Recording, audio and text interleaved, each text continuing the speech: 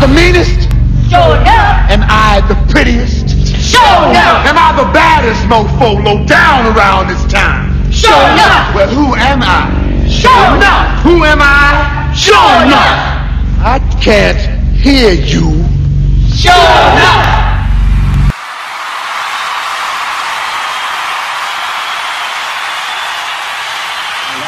He's got the speed, he's got the mind, he's got the toughness.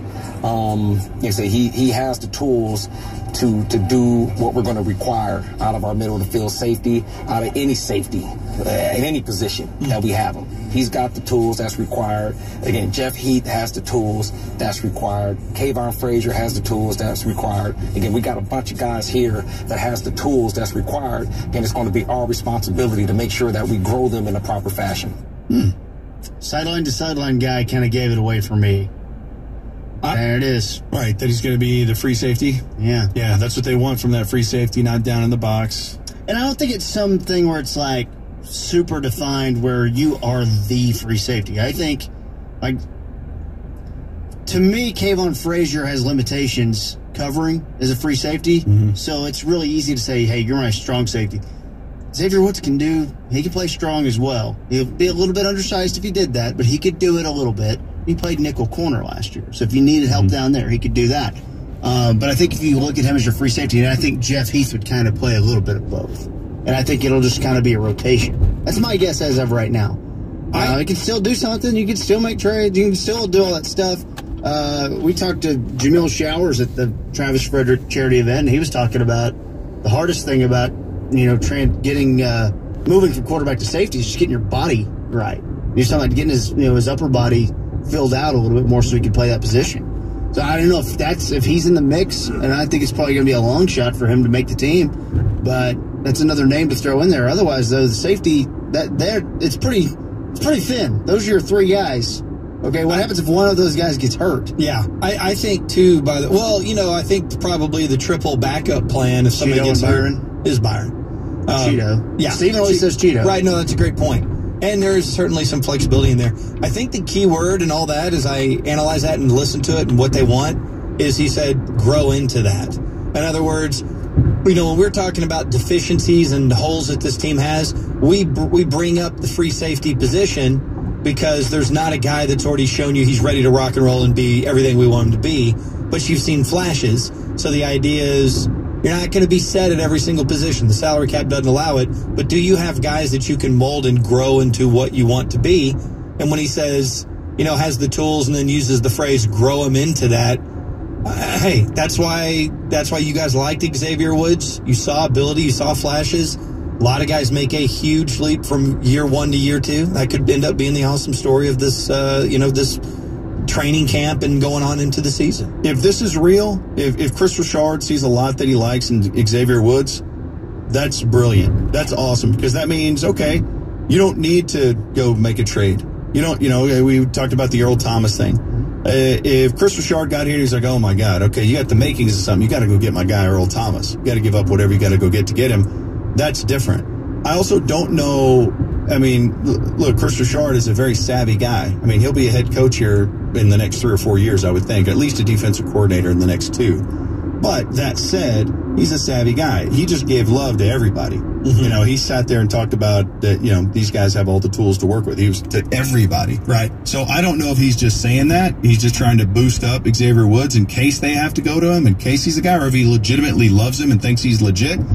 Because if he does love Xavier Woods and went to the team and said, yeah, this is the guy. This guy can execute what I want. The Legion of Boom, you're set here. He's going to grow into that. He'll be fine. That's great news for the Cowboys. You don't have to give up the assets to go trade for Earl Thomas or somebody else. You've already got your guy. He's going to be vastly underpaid, and he's going to outperform his contract. That would be an ideal situation for Cowboys fans if Xavier Woods is here, you got him, and he's your guy. And don't you think, too, Ben, we've talked about this a bunch, the way they have in the past. Maybe it's different with this defensive coordinator or soon-to-be defensive coordinator / secondary coach / passing game defensive coordinator. If in the past, this front office has just not put a lot of value on that position. So for everything you just outlined and the way you said it, I just see Stephen Jones standing there nodding his head going, yep, like what you're saying there. That's exactly what we want. And Kayvon Frazier he's a thumper. I never want him to be in a situation where he's doing a lot of coverage, but I like him running up in the run game, thumping people, because I feel like once he started getting opportunities, the defense got a lot more physical. Yeah.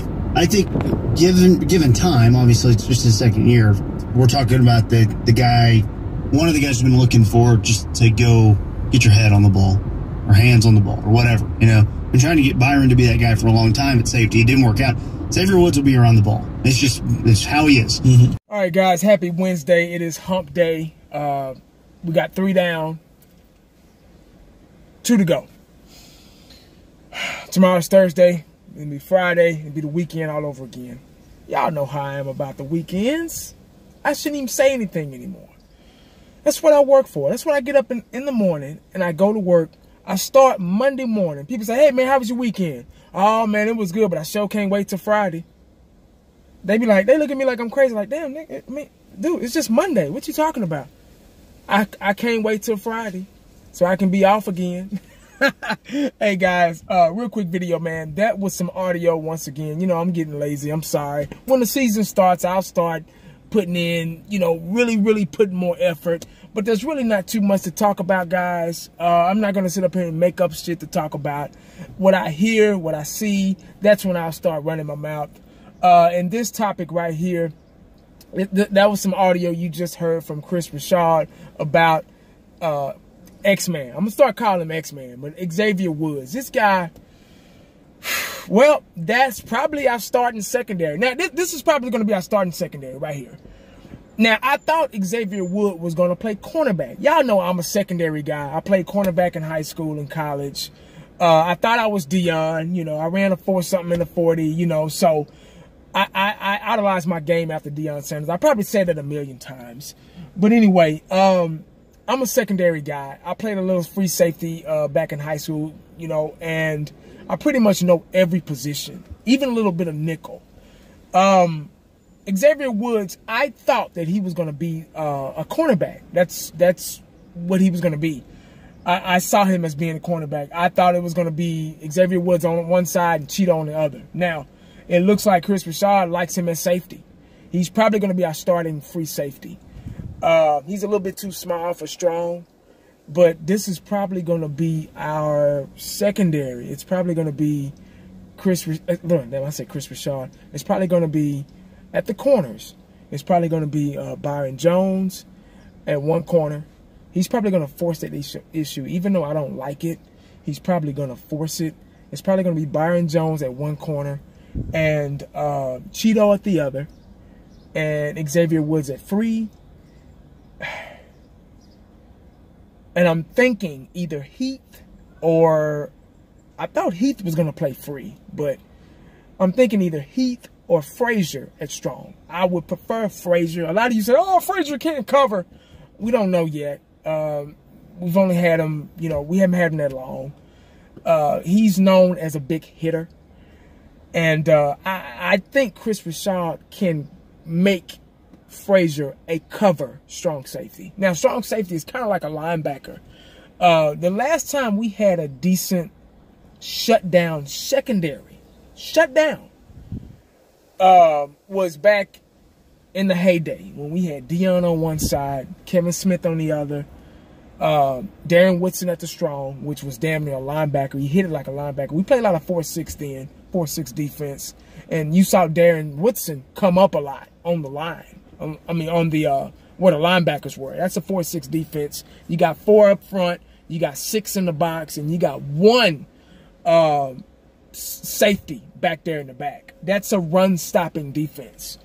They did a lot of audibling back then as well. So he would Darren Woodson would kind of move up, and then he would kind of go back, depending on the setup of the wide receivers, of their offense. But anyway, if you know how to coach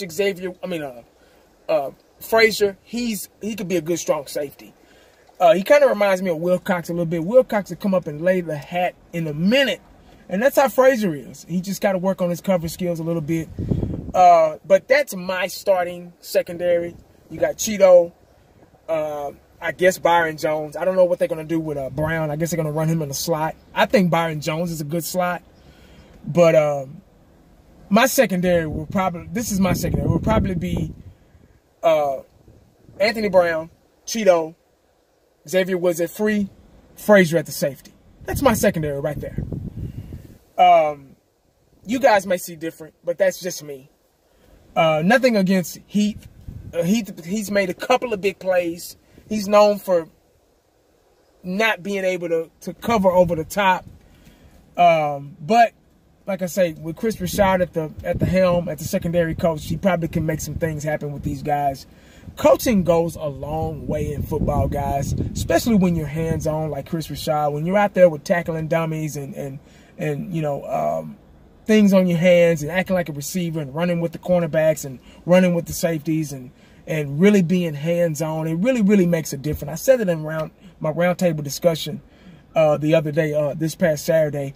When you're hands-on, when you can get out there and really set an example and put out examples and not just coaching, not just running your mouth, but actually getting out there and damn near having pads on, but not really, but actually getting out there and creating examples, creating scenarios for the secondary guys, especially this young group we got. It really makes a big difference, guys. You just don't know. I'm serious. I had a couple of coaches back in the day that would sit on their ass and talk shit and, you know, and then I had a couple of coaches back in the day that would get out there and run with us and actually get in our faces and act like receivers and, you know, tight ends and stuff like that. So it really makes a difference, guys. But anyway, that's all I got, man. That was just a little bit of audio, man. I really like this coach, man. I really think he's going to be our defensive coordinator probably next year or the year after, and maybe trickle down and be our head coach one day and get Garrett's ass up out of here. Just slowly but surely, just transitioning into an aggressive defense, guys. That's what we need, because defense wins ball games. They do. I'm sorry. Offense gets the glory, but defense wins the game. And that's all I got to say, man. Make sure you stay cowboyed up, because you never know what the day is going to bring you. I'm out.